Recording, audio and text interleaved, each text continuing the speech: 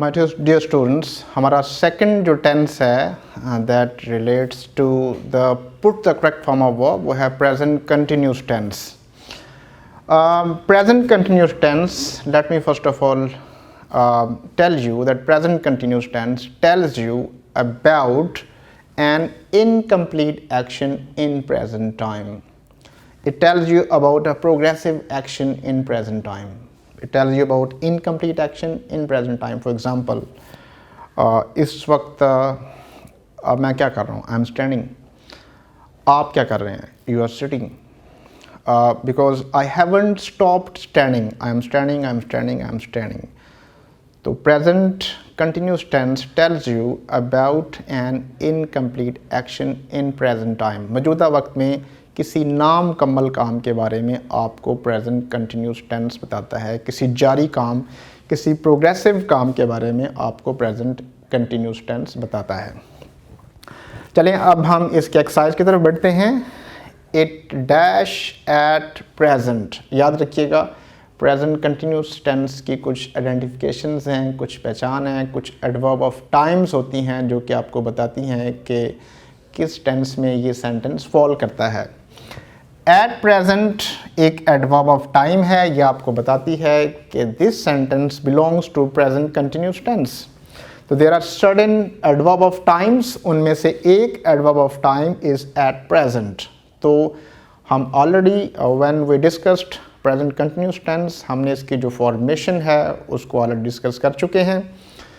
तो यहाँ पर हम इज़, एम, आर और वर्ब की फोर्थ फॉर्म यानी कि आईएनजी वाली फॉर्म जो होती है वो हम यूज़ करते हैं. तो it dash at present tells you that this sentence belongs to present continuous tense. So it rain at present, no. It rains at present, no. It rained at present, not at all. It was raining at present, इनमें से कोई भी option ठीक नहीं है. तो ये आएगा it is raining at present. So this present continuous tense जो है उसमें आता है is, am, are और verb की fourth form. So this is the right option. It is raining at present. हमने सी पार्ट जो उसको टिक करना है और बबल में सी को हमने बाद में फिल कर लेना है. हमारा जो सेकंड सेंटेंस है that relates to present continuous tense. She dash French at present. Again इसको देखिए, this is at present. At present it is an adverb of time. This tells you that this sentence belongs to present continuous tense. तो present continuous tense में हम is, am, are और verb की fourth form जो कि ING वाली form होती है हम उसको यूज़ करते हैं. तो हम देखते हैं कि ये she dash French at present, हमने इज़, एम, आर वाली कोई फॉर्म देखनी है. She learn French at present, she learn French at present, she has learn French at present. तो ये आईएनजी वाली फॉर्म है is, am, are. She is learning French at present. This sentence belongs to present continuous tense. Why? Because there is adverb of time at present. In the previous sentence, adverb of time at present tells you that this sentence belongs to present continuous tense. You understand that? I hope. Third sentence को हम देखते हैं, that is Shahida dash a sad song today. अब यहाँ पर एक और adverb of time है, that is today.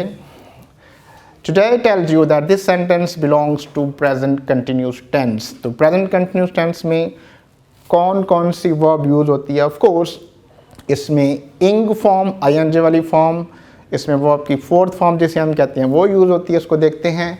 She sings a sad song today. शायदा is singing. Of course शायदा is singing a sad song today.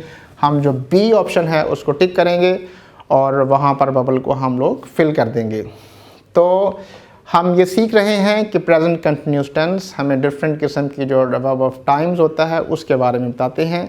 हमने एट प्रेजेंट के बारे में सीखा, हमने टुडे के बारे में सीखा. अब हम देखते हैं शी डैश इंग्लिश नाउ. अब देखिए एक और एडवर्ब ऑफ टाइम हमारे पास आ गई है, that is now.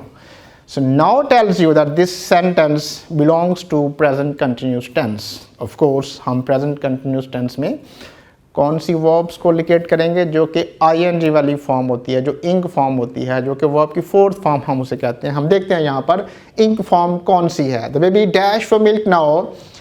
The verb है हमारे पास cry, cries, cried, is crying. हमने क्या सीखा? प्रेजेंट कंटिन्यूस टेंस में इंग फॉर्म, आईएनजी वाली फॉर्म और इज एम और यूज होता है। ऑफ कोर्स ये है इज क्राइंग। हम डी पार्ट को हम टिक करेंगे और हम वहाँ पर बबल में हम फिल कर देंगे। हम नेक्स्ट सेंटेंस को देखते हैं, इसमें भी आउट ऑफ टाइम है। नेक्स्ट सेंटेंस को देखते हैं। I dash a novel these days. मैं आजकल नॉवल लिख रहा हूँ, तो these डेज जो है ये भी एक एडवर्ब ऑफ टाइम है। It tells you that this sentence belongs to present continuous tense. तो प्रेजेंट कंटिन्यूस टेंस में ऑफ कोर्स जो इंग फॉर्म और इज एम आर उसके साथ यूज होता है वो हम यूज करते हैं। I am writing a novel these days. I write a novel these days. I wrote a novel these days. I write a novel these days.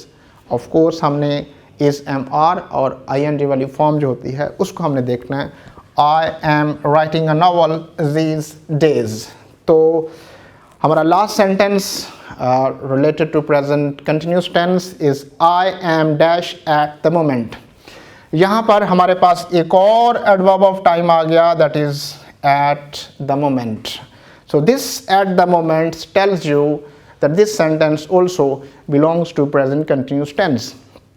तो इसमें एम ऑलरेडी लिखा हुआ है, I am dash at the moment भी आ गया। It mean that this sentence belongs to present continuous tense. तो I am obviously am already लिखा हुआ है और यहाँ पर आईएनजी वाली फॉर्म, इंग फॉर्म, फोर्थ फॉर्म हम वो यूज़ करेंगे, that is I am teaching at the moment. So my dear students, this is all about the put the correct form of verb. हमने आज दो टेंसेस की करेक्शन सीखी, that is the present indefinite tense, we have discussed it in detail. और secondly हमने सीखा present continuous tense के बारे में, इसकी आइडेंटिफिकेशन के बारे में कि प्रेजेंट कंटिन्यूस टेंस क्या होता है। So this is all about today's discussion. Thank you very much.